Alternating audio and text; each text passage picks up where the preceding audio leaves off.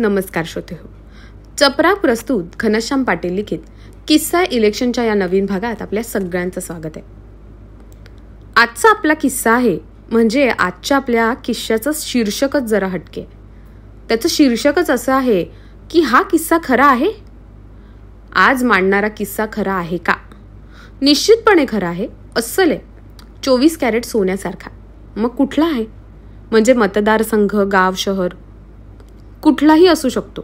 त्यातल्या भावना महत्वाच्या. कोणाबाबतचा आहे त्याचेही काही नाव नाही. आपण फार तर भाऊसाहेब म्हणूया. म्हणजे भाऊ आणि साहेब ही दोन्ही विशेषणं या क्षेत्रातील मंडळींची अगदी आवडती आहेत. म्हणून आजचे नायक भाऊसाहेब. तर हे भाऊसाहेब निवडणुकीला उभे राहिले. मागच्या वेळी लोकांनी मोठ्या विश्वासानं त्यांना निवडून दिलं होतं. पण त्यांनी काय केलं? अनेक योजनांमध्ये गैरव्यवहार आणि भ्रष्टाचार. कधी मतदारसंघात फिरकले नाहीत की कधी कोणाला कसली मदत केली नाही. तरीही त्यांचा आत्मविश्वास दांडगा आहे बरं का. यावेळी त्यांनी निवडणुकीचा अर्ज भरला आणि त्यांनी चक्क प्रचार सभाही लावली. या प्रचार सभेत गोंधळ होणार, आरोप प्रत्यारोप होणार, लोकांची ओढवून घेतलेली नाराजी उघड होणार असे काहींचे कयास होते. भाऊसाहेबांनाही याचा अंदाज नव्हता असे नाही. तरीही ते सभास्थानी आले. मतदारांनी ठरवलं होतं की यंदा भाऊसाहेबांना खडसावून जाब विचारायचा. निवडणुकीलाच आमची आठवण येते का?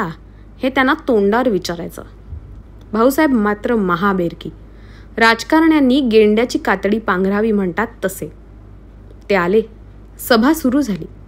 ते व्यासपीठावर बोलण्यासाठी उभे राहिले आणि ते म्हणाले, उपस्थित बंधू आणि भगिनींनो, मागच्या येळी म्या तुमच्याकडं मतदान मागण्यासनी आलतो.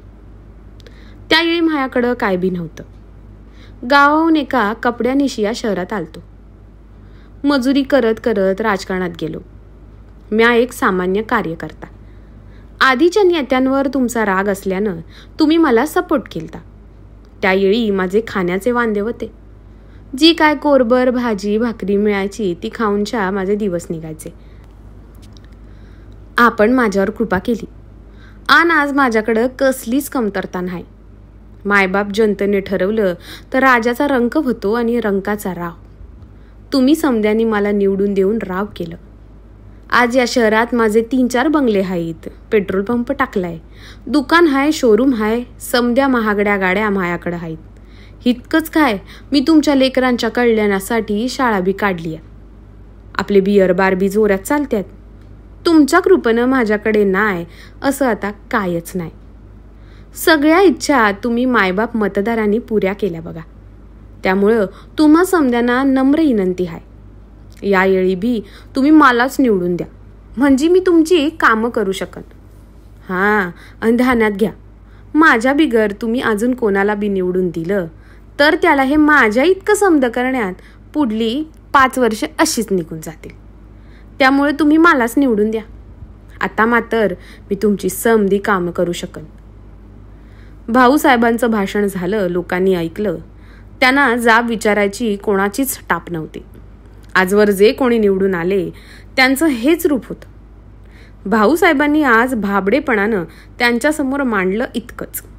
गावोगावचे असे अनेक भाऊसाहेब आज लोकशाहीचं खुलेआम वस्त्रहरण करत आहेत आणि करत राहतील. यांना जाब विचारण्याची ताकद सामान्य माणूस कधीच हरवून बसलाय. तर श्रोते हो, आजचा हा खराखुरा किस्सा तुम्हाला कसा वाटला हे तुमच्या प्रतिक्रियांमधून आम्हाला नक्की कळवा. आणि अशाच धमाल किस्स्यांसाठी आणि मराठी साहित्यासाठी आमचं चॅनल जरूर सबस्क्राईब करा. तसंच पुणे शहरातून साहित्य चपराक हे मासिक आणि चपराक प्रकाशन ही उत्तमोत्तम पुस्तके प्रकाशित करणारी ग्रंथ प्रकाशन संस्था चालवण्यात येते.